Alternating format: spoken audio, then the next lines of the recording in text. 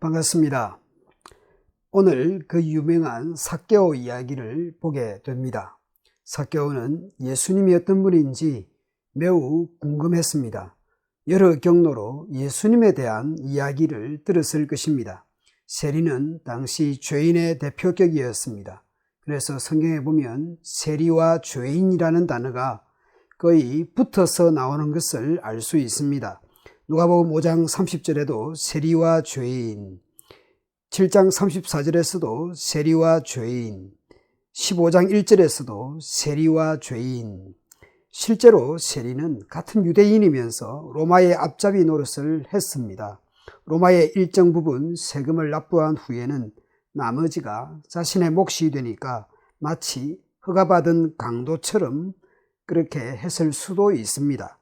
그러니 얼마나 손가락질을 했겠으며 사람들이 꺼리는 집단이었을지 상상할 수 있습니다. 그런데 예수님의 제자 중에는 세리 출신도 있었지 않습니까? 그리고 예수님이 세리와 죄인들의 친구처럼 같이 식사도 하고 교제도 한다는 소문을 일찍부터 듣고 있었지 싶습니다. 대다수 사람들이 피하는 세리를 예수님은 그렇게 대접을 한다고 하니 어떤 분일지 궁금했을 것입니다. 그 예수님 일행이 마침 여리고를 지나간다고 하니 예수님을 멀리서나마 보고 싶었습니다. 오늘 본문에 보면 보고자 하되 보기 위하여, 그래서 달려가고 또 나무 위에 올라가는 삭개오를 볼 수 있습니다. 그런데 예수님은 이 삭개오를 어떻게 대하십니까? 세리가 죄인이고 죄인이 세리입니다. 그 중에 삭개오는 세리장이니까 죄인의 대표가 맞을성 싶습니다. 그런데 그 죄인의 대표를 사람들은 수군거리고 손가락질하고 그러는데 예수님은 삭개오를 그렇게 대하지 않습니다. 이름을 부르십니다.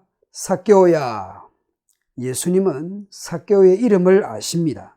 어이, 죄인의 대표, 불쌍한 녀석, 할 일이 없어서 로마 세금쟁이 하냐? 그렇게 대하시지 않습니다. 친구처럼 부르십니다. 옛날부터 알고 계셨던 것처럼 부르십니다. 삭개오는 예수님을 잘 모르고 누군지 궁금했을지 모르지만 예수님은 삭개오를 알고 있는 것 같습니다. 나보다 나를 더 잘 아시는 주님이십니다. 내가 죄인의 대표일지 몰라도 죄인을 친근하게 부르시는 주님이십니다. 우리가 예수님 같은 마음을 가지면 얼마나 좋을까요? 나에게 잘못하는 사람, 원수 같은 인간, 다시는 안 보고 싶은 인간, 죄인의 대표 같은 인간, 그런 인간조차 예수님 같은 마음으로 대할 수 있으면 얼마나 좋을까요? 예수님은 삭개오의 이름을 부르시면서 속히 내려오라. 오늘 네 집에 유하겠다. 빨리 내려오세요. 당신 집에 하룻밤 신세를 지려고 합니다. 예수님이 우리 집에 다 오신다니 얼마나 놀라운 일입니까? 놀라서 뒤로 자빠질 일입니다.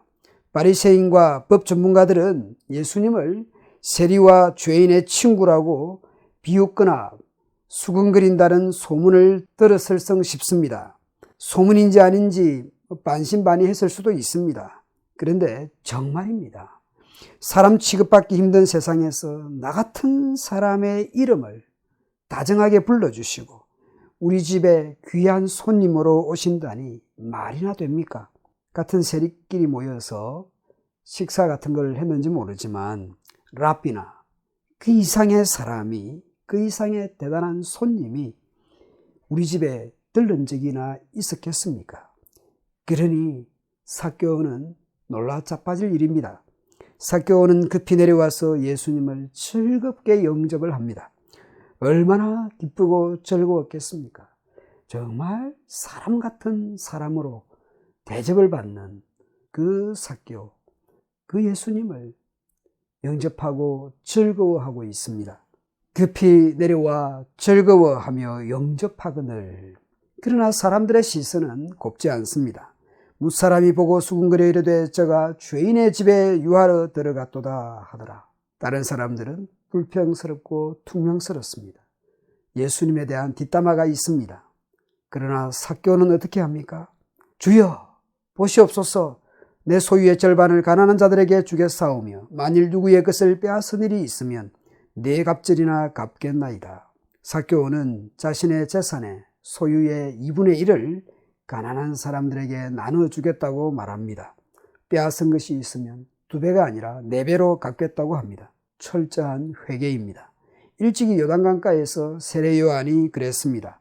세리들도 세례를 받고자 하여 와서 이르되 선생이여 우리는 무엇을 하리이까 하며 이르되 부가 된 것 외에는 거두지 말라 하고, 군병들도 물어 이르되 우리는 무엇을 하리이까 하며 이르되 사람에게서 강탈하지 말며 거짓으로 고발하지 말고 받는 급료를 족한 줄로 알라.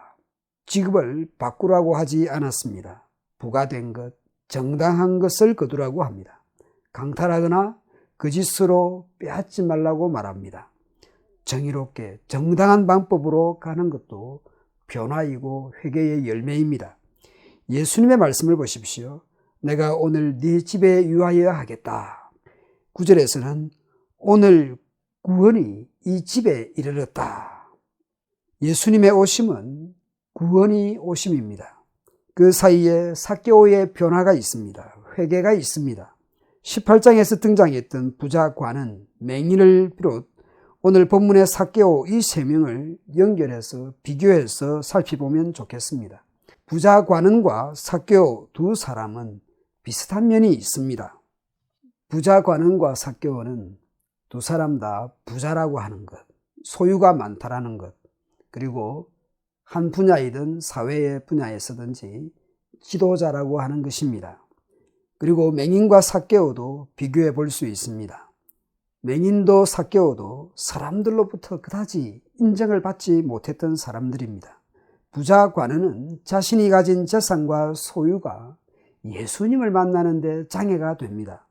그러나 삭개오는 그것을 가지고 이웃을 섬기는 일에 사용하려고 합니다.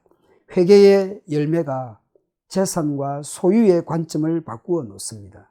맹인과 삭개오가 예수님을 영접하고 예수님을 만났을 때에 그에게 변화가 일어나고 그들의 달라지는 삶이 됩니다. 예수님이 오심이 구원이 오심이고 그 구원이 오심으로써 변화가 일어납니다. 그러나 부자관원은 예수님을 만났지만 변화가 없습니다. 예수님께서 오신 이유가 무엇입니까? 인자가 온 것은 잃어버린 자를 찾아 구원하려 함이니라. 잃어버린 자, 죄인으로만 알고 손가락질만 할 줄 안다고 해서 그건 성경의 정의가 아닙니다. 성경의 정의는 예수님처럼 하는 것입니다. 예수님이 오신 이유와 교회가 존재하는 이유가 다를 수 있겠습니까? 잃어버린 자를 찾아 구원하는 교회, 사람 같지 않는 사람이 교회로 돌아와서 변화되는 교회, 돌아오는 탕자를 귀한 형제로 맞이하는 교회, 돌아오면 기뻐하고 축하하는 그런 교회가 되면 좋겠습니다.